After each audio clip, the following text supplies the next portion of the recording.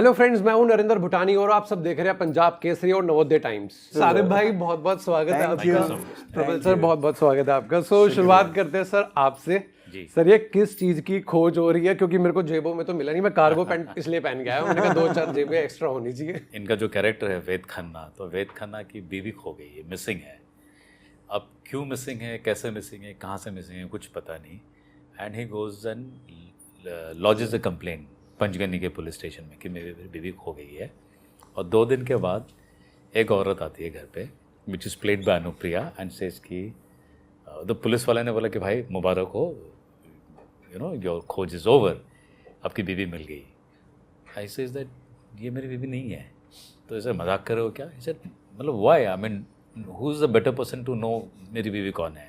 So this is the mystery of the film and of this series, where a man is continuously saying कि ये मेरी बीवी नहीं है और मैं प्रूव कर सकता हूँ, और उसका हर प्रूफ गलत साबित हो जाता है। मतलब every time he tries to prove himself that he is right, he is proven wrong, and this woman has entirely changed his world and says that तो बेसिकली खोज है उसकी असली बीवी की। So that is खोज is searching for the wife। वैसे आपको असली बीवी तो मिल गई थी बहुत पहले यार। तो ये वाली कब मिलने वाली है? इस सीजन में मिल जाएगी या अगले सीजन में मिलेगी? ये तो अब मतलब क्या कहते हैं उसको, अब जब सीरीज देखेंगे तब आपको पता चलेगा। और कब मिलेगी वो मैं अभी नहीं बता सकता। Okay. अगर मैं आपको बताऊंगा तो लोग आपको भी खोजने लगेंगे। Coming to you Sharib sir, आपका इसमें क्या कैरेक्टर है, उसके क्या कैरेक्टरिस्टिक्स हैं कि ये और प्रोजेक्ट से आपको डिफरेंट बनाता है? ये काफ़ी डिफरेंट है मेरे पिछले किरदारों से।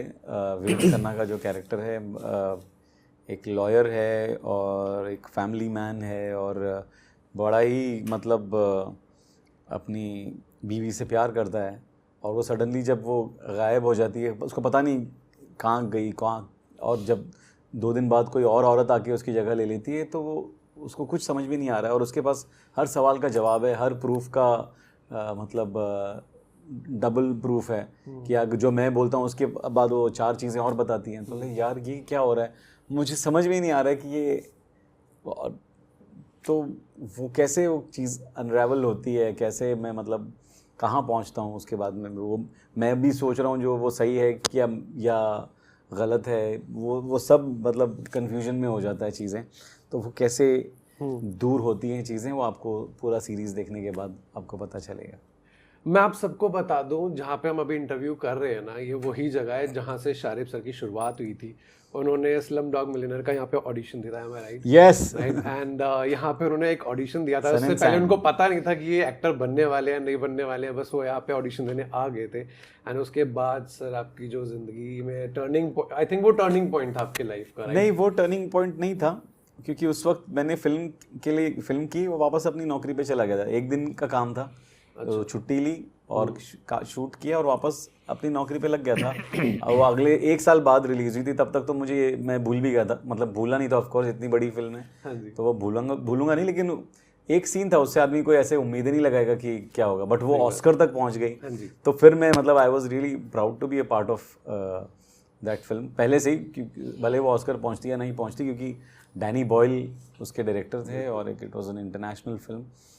तो वो लेकिन मेरी लाइफ का टर्निंग पॉइंट नहीं था। उसी दौरान मैंने एक और फिल्म की, हाले दिल, उसमें भी मेरे 2-3 सीन्स का एक रोल था, वो भी आई। मेरे ख्याल फिल्मिस्तान जब आई तब आपको नहीं, फिर मैं एक और फिल्म के लिए मैं ऑडिशन दे रहा था जिसमें मैं सेलेक्ट नहीं हुआ, और वो तभी भी मुझे एक दोस्त ने ही वहाँ पे रेकमेंड किया था। बट उस रिजेक्शन ने मेरे दिमाग में मेरे कुछ तार वार हिला दिए, और तब मैंने डिसाइड किया कि मैं नौकरी छोड़ छाड़ के मैं एक्टिंग करूँगा। और तब से मैं मतलब एक्टिंग के फील्ड में घुसा, और वहाँ से फिर 3 साल तक मैं सिर्फ ऑडिशंस दे रहा था और रिजेक्शन हो रहे थे। कुछ 3 साल में मैंने एक ऐड किया, एक शॉर्ट फिल्म की, और कुछ भी नहीं किया था। मतलब 3 साल तक एक फैमिली थी मेरी पूरी, बीवी थी, बच्चा था, सब कुछ, और घर में मतलब पैसे नहीं आ रहे थे, जो थे वो सब खत्म हो गए आपकी मतलब मेरी भाभी ने आपको घर से बाहर नहीं निकाला, जुतियां मार के, क्या कर रहे घर में बैठे हुए? अगर वो बिकॉज़ 3 साल it's a very long time, उल्टा मैंने उनको घर से बाहर निकाला कि जाओ कुछ काम करो, क्योंकि मैं तो काम नहीं कर पा रहा हूँ। तो वो वापस से नौकरी करी उन्होंने। ये एक बहुत बड़ा सपोर्ट होता है कि आपका जो एक पार्टनर है, लाइफ पार्टनर, वो आपको सपोर्ट कर रहा है। अगर उनका सपोर्ट नहीं होता तो मैं कुछ कर ही नहीं पाता। मतलब उन्होंने मुझे हर कदम पे सपोर्ट किया, अपने जेवर बेच दिए, अपने घर बेच दिया जो मैं नौकरी करते वक्त मैंने ख़रीदा था। तो वो सारी चीज़ें उनकी बदौलत हुई हैं। अगर वो बोलती कि नौकरी कर चुपचाप, तो मैं वही कर रहा होता। बट उन्होंने मेरे पैशन को समझा, मेरे ड्रीम्स को सपोर्ट किया, और उसी बदौलत मैं आगे बढ़ पाया। और 3 साल तक जब कुछ नहीं हुआ तो सिर्फ एक ऐड जो किया था और एक शॉर्ट फिल्म की थी, वो एक शॉर्ट फिल्म शानू शर्मा ने देखी यूट्यूब पे, और उन्होंने मुझे जब तक है जान के ऑडिशन के लिए बुलाया, और उसमें मैं सेलेक्ट हो गया। और उसी दौरान फिल्मिस्तान नाम की एक फ़िल्म हम लिख रहे थे, नितिन कक्कर और मैं, और वो उनको भी एक प्रोड्यूसर मिल गया, उन्होंने मुझे मेन लीड के लिए ऑडिशन देने के लिए कहा, मैं उसमें भी सेलेक्ट हो गया। और इस तरीके से मतलब 2 फिल्में मिली। तो मैं अपनी पहली फिल्म मानता हूँ जब तक है जान को, क्योंकि जब मैंने डिसाइड किया कि मुझे एक्टिंग करनी है, तो उसके बाद जो मुझे पहली फिल्म मिली वो जब तक है जान थी। आपने अपने घर का जिक्र करा था, इफ आई रिमेम्बर, कि आप एक 2 मंजिल का एक चौल वाला घर था आपका बहुत बचपन से, जहाँ पे आप रह रहे थे। देन यू शिफ्टेड, तो जो आपने नया घर लिया था वो कहीं और था? एरिया वही था, लेकिन फिर एक बिल्डिंग में। अच्छा, क्योंकि वो रोड के इस पार बहुत ऊंची बिल्डिंग है और इस तरफ चौल है। हाँ। तो वहां से वहां तक का सफर जो है, अब कहाँ पे रहते हो आप? अभी भी मैं मलाड नहीं छोड़ सकता, तो तभी भी मलाड में ही था, मालवनी में, रोड के इस तरफ। हाँ, अभी रोड के इस तरफ हूँ। अब घर बड़ा है माशाल्लाह। How was your journey from that chawl to that high-rise building? खाली रोड क्रॉस किया है वैसे तो, लेकिन उस रोड क्रॉस करने में काफ़ी साल लग गए। और जर्नी तो यार जैसी करनी वैसी जर्नी। तो जो आप करोगे वही आपको मिलेगा जैसी। और बहुत मेहनत की मैंने, बहुत जद्दोजहद की, और कई बार मतलब टूटा हूँ, कई बार हारा हूँ, लेकिन हमेशा उसके बाद में हिम्मत जुटा के फिर से खड़ा हुआ हूँ, जिसके लिए मतलब मेरे दोस्तों का, ख़ासकर मेरी बेगम का बहुत हाथ है। और तो वो जर्नी जो है वो इनके बिना कंप्लीट नहीं हो सकती थी। तो हाँ, अभी मैं जब मुड़कर देखता हूँ तो लगता है कि जो भी हुआ था उसके पीछे कुछ ना कुछ तो था, या कुछ अच्छाई थी, या कुछ उसने मुझे या तो सिखाया या बेहतर इंसान बनाया। तो उस वक्त शायद मुझे बुरा लग रहा होगा, लेकिन अब मैं सोचता हूँ तो लगता है कि यार अगर वो नहीं हुआ होता तो शायद मैं एज इंसान मतलब शायद मैं कंप्लीट नहीं होता। या मुझ में शायद कुछ कमी रहती है। शायद मैं इस चीज़ को मैं कभी समझ ही नहीं पाता कि क्या होता है, भूख क्या होती है, या गरीबी क्या होती है, या मतलब किसी से पैसे मांगना क्या होता है, किसी से उधार मांगना क्या होता है, किसी को आप जानते नहीं हो और उसके सामने गिड़गिड़ाना क्या होता है। तो ये सब चीज़ें मैंने मतलब उन दिनों देखी। तो अब जब मैं मुड़कर देखता हूँ तो खुशी होती है कि अब उन सब चीज़ों को पार करके एक रोड क्रॉस कर चुका हूँ। Any message to the youngsters जो आजकल की टीम की, बिकॉज आजकल हर कोई एक फेम पाना चाहता है, सो उनके लिए आपके थ्रू एक मैसेज अगर देना चाहें? मैं तो मैसेज यही दूंगा उनको, अगर आपको इस फील्ड में आना है तो सिर्फ तब आइए जब आप वाकई मतलब जुनूनी तौर पर चाहते हैं कि आपको ये करना है, और इसके बगैर ज़िंदगी गुजर नहीं सकती या ज़िंदगी कट नहीं सकती, वरना आप मत आइए। मैं तो, और अगर आप मेरे इस बोलने पे कि डिस्करेज हो जाते हैं और उसके बाद आप अपना आना कैंसिल कर देते हैं तो और भी अच्छी बात है, ठीक है। अगर आप मेरे बोलने के बावजूद आते हैं, यानी कि वाकई आपको मतलब पैशन है अंदर आपके और आप करना चाहते हैं कुछ, आपके अंदर कुछ काबिलियत है या आपके अंदर खुद पर भरोसा है, तो अगर ये सब है तो ही आइए, वरना आप जहाँ पर हैं वहाँ पर खुश रहेंगे।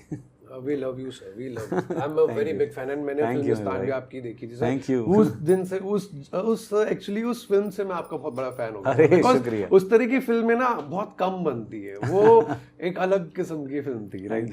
सर आपके पास आते हैं। सर आपकी जो शुरुआत है एज अ बताओ डायरेक्टर, CID से शुरुआत हुई थी, राइट? उसके बाद आपने गली गली सिम सिम गुटगू TV शोज करे।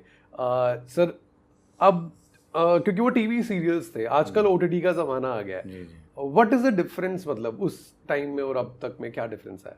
डिफरेंस तो है बहुत एक्चुअली। CID मेरे लिए fiction, in terms of fiction it's my first show. मैं CID से पहले भी बहुत कुछ कर रहा था, मैं नॉन फिक्शन में हाँ, था। I done documentaries, corporate films किया ना, ये दिस किया, वो अलग ज़माना फिक्शन, था। हाँ मैं fiction, it is a different, but fiction के लिए my big break was CID because popular show है, सक्सेसफुल शो है, बहुत कुछ है। तो but times of change in the sense that कि हमने टीवी उस वक्त से देखा है जब टीवी सीरियल्स हाई बैंड पे बनते थे, umatic technically, okay, that is the technical change. और टेलीविज़न शो का मतलब होता था वीकली शोज, तभी डेली का कॉन्सेप्ट नहीं है।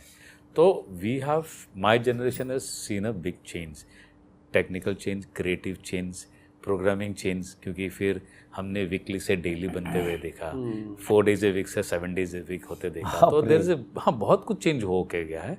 एंड OTT तक तो बहुत ही चेंज हो गया है, and which is for good only in many ways. OTT का ग्रेटिफिकेशन ये है, जो मैंने थोड़ी देर पहले कहा कि it gives you lot of freedom as a creative person. बहुत कुछ आप OTT में कर सकते हो besides the budget, because OTT budget सब बिगर एंड बेटर, तो आप माउंट कर सकते हो शो को, है ना। तो लिमिटेशंस नहीं है पैसे की, इतने नहीं है, आप बेहतर बना सकते हो।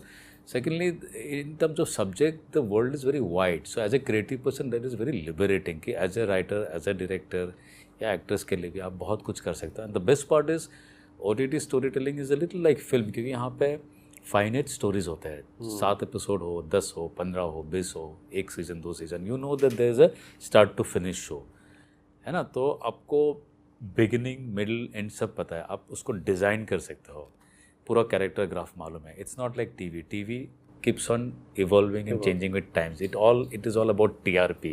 It is all about sponsors, you know. जो उनसा एक्टर अच्छा चल रहा है उसके shows, हाँ, उसके हिसाब से होते हैं। तो television that way is not so much in your control, it is very research based, market based. ये भी मार्केटिंग होता है, इसमें भी रिसर्च होता है। बट यू नो, अब जैसे खोज बन रहा था तो मुझे मालूम है खोज का बिगिनिंग ये है, मिडल ये है, एंड ये है, this are my actors, this are my cast. So that way it is like film, so that is much more liberating. तो वही, ये मेन चेंजेस तो यही है। अच्छा, जो आपका टाइटल है खोज, आपने अपने एक्टर्स की खोज कैसे करी? मतलब फॉर योर बेसिकली जो आपकी स्क्रिप्ट थी उसके अंदर कैरेक्टर्स जो थे वो कैसे आपने खोजे कि हाँ शारिब सर ये करेंगे?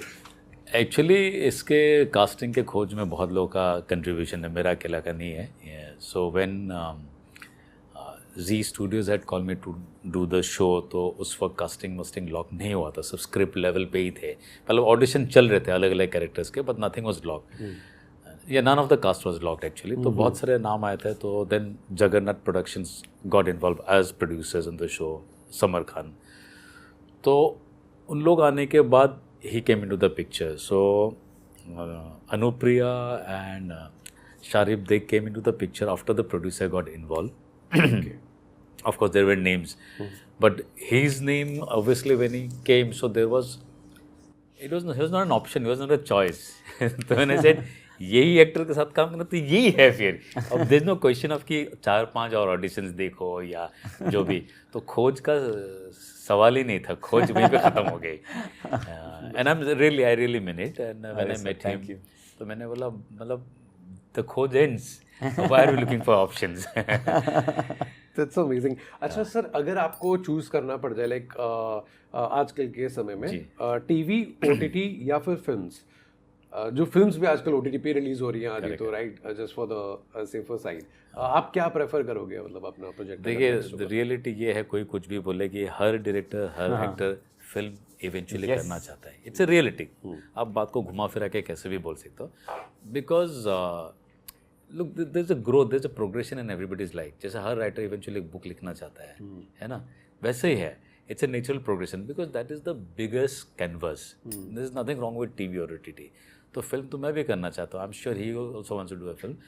But having said so, I have lot of respect for television, because मेरा जो भी लर्निंग है ना, for not just me, I think we entire generation is television. हम लोग की स्कूलिंग टेलीविजन, क्योंकि टेलीविजन ना बहुत कुछ सिखा सकता है जो कहीं और आप नहीं सीखते हो, फिल्म स्कूल में भी शायद नहीं सीख सकते हो। बिकॉज टेलीविजन में your learning is fast, you have to follow discipline. TV is all about discipline. TV ऐसा नहीं कि चलो शेड्यूल बनाओ जब तक शूट नहीं होता शूट नहीं. If you have to finish episode in 1 day और 2 days और 3 days you have to do it. X amount का अगर बजट है 100 रुपये में बनाना तो 100 रुपये में ही बनाना है. 150-200 नहीं हो सकता है, यू नो. या and your results are very fast. It's like unit test. Annual exam नहीं है, यूनिट टेस्ट है. आप समझ रहे हो. तो आप कितना अच्छे हो बुरे हो, you are capable of becoming a director और नॉट, वो 2-3 महीने के अंदर पता चल जाता है. So that is the beauty of television.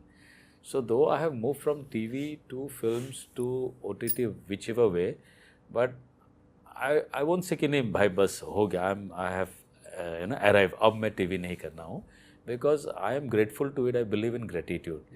आज मैं जो भी हूँ in whatever sense is because of television. Whether it be my financial stability हो whatever, because TV has given it to me. Why not, you know? And even my networking, जो भी, I mean I have been also part of a broadcaster. I have worked in a channel, so whatever networking has happened only purely because of television. But yes, film is the ultimate goal for everybody, I'm sure. Any upcoming film आपकी अगर कोई अभी? I've just finished the film. अभी खत्म हुआ है actually, the post I film, so it's due for release. I also don't know. It's a suspense thriller. Okay, that's nice. So तो आपके अभी जो recent projects है उसमें दिखता है. पहले आपने कॉमेडी से शुरू करा था. नहीं, एक्चुअली मैंने थ्रिलर से शुरू करके कॉमेडी में आया. It's the other way around. हाँ, मैंने थ्रिलर शुरू किया था. CID, देन आपके जो गुड टू गुड कॉमेडी. हाँ, comedy I came much later actually because it's again I feel that our industry sometimes it helps you, sometimes it doesn't help you. We tend to get type का stereotype है ना. तो जब thriller करते रहते हो और आपने अगर 2-3 हिट शोज कर दिया तो देन दे कॉल यू. फिर बाय चांस मैंने एक्सीडेंटली एक गुटर को बना दिया तो फिर लोगों को लगता है ये कॉमेडी कर सकते हैं. फिर कॉमेडी. फिर मैंने गली सिम किया तो उनको लगा अच्छा ये तो बच्चों का शोज बना सकता है. तो if you look my track record it's quite funny. I have done all this work periodically. मतलब if you see my comedy work, आपको वो 4 साल सिर्फ कॉमेडी दिखेगा. हाँ जी. और जैसे मैंने एक कार्टून नेटवर्क का शो किया तो 3 साल मैंने सिर्फ बच्चों का ही किया. They will not call me for some other show. It's very strange. So it's like a chapter only. But पता नहीं क्यों ऐसा होता है, but ऐसा होता है. आपके साथ ऐसा होता है एज एन एक्टर? मतलब बिकॉज टाइप कास्टिंग एक बहुत मतलब एक चलता है कि हाँ उन्होंने देख रखा है एक सीरीज में तो यही हाँ ये बढ़िया करेगा. अब पुलिस का कैरेक्टर है तो ये बढ़िया करेगा. मुझे टाइप कास्टिंग से कोई प्रॉब्लम भी नहीं है, लेकिन थैंकफुली या मतलब जो भी आप बोलो कि मुझे फैमिली मैन और असुर के अलावा मुझे ऐसा कॉप मैंने किया नहीं. ऑफर जो आए वो मुझे वो एकदम ही सिमिलर और उतने अच्छे लिखे हुए नहीं थे. तो मैं एक और जेके प्ले करने में मुझे प्रॉब्लम नहीं है, लेकिन वो जेके से ऊपर होना चाहिए या जेके के जितना तो हो, उसके नीचे का सेम किरदार मैं क्यों करूँगा. तो उस वजह से मैंने जो किरदार की निभाए हैं वो, अगर विक्रम वेदा में मैंने एक नेगेटिव रोल किया है, तो तरला में मैंने एक सपोर्टिव हस्बैंड का रोल किया है, शिव शास्त्री बालबुआ में मैं एक पेट्रोल पंप चला रहा हूँ यूएस में, और जो कि सिंगर बनना चाहता है, तो वो एक अलग रोल था. बहुत वर्सेटाइल. हाँ, तो मुझे वही नसीब से मुझे काफ़ी डिफरेंट किस्म के रोल्स मिले हैं. और इसमें खोज में आपको एक अलग मतलब शेड मिलेगा मेरा, बिल्कुल जो मैंने कभी. ये बिल्कुल डिफरेंट है ये. हाँ, बिल्कुल अभी अलग आपका पुराना काम ट्रेलर देखेंगे काफ़ी इंटेंस है ये. मैंने इसमें ये एक इकलौती मेरे ख्याल से मेरा काम है जिसमें मैं एक फनी लाइन नहीं बोल रहा हूँ, मतलब एक फनी एक्सप्रेशन है. तो इसमें मतलब मेरी तरफ से नहीं है, कॉमेडी आएगी थोड़ी बहुत इधर उधर. हाँ, लेकिन मेरा किरदार बिल्कुल एक इंटेंस कैरेक्टर है. Would love to see. I'm तो waiting. अब ये डिफरेंट एक देखिए मजा आएगा. सर आपने फैमिली मैन का जिक्र करा था अपना, सो उसके अंदर आई गॉट टू नो कि आपको जो कास्ट जब आपकी कास्टिंग चल रही थी, जब आपने ऑडिशन दिया था, तो ये एक्चुअली में बंगाली कैरेक्टर था, राइट? तो फिर आपने जो परफॉर्मेंस करी उसके बेसिस पे आपको वो मराठी बना दिया गया बिकॉज यू वर.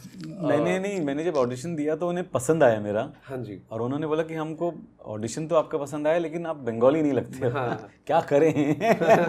राजन के से जब आप बुद्धि के सर से मिलने गए तो उन्होंने बोला कि कौन से रीजन में फिट कर सकते हैं मतलब इस कैरेक्टर को, क्योंकि we don't want to make you Bengali. तो फिर मैंने बोला मैं मुंबई का ही पैदा पला बड़ा हूँ, सब कुछ हूँ, तो महाराष्ट्रन कर सकते हैं.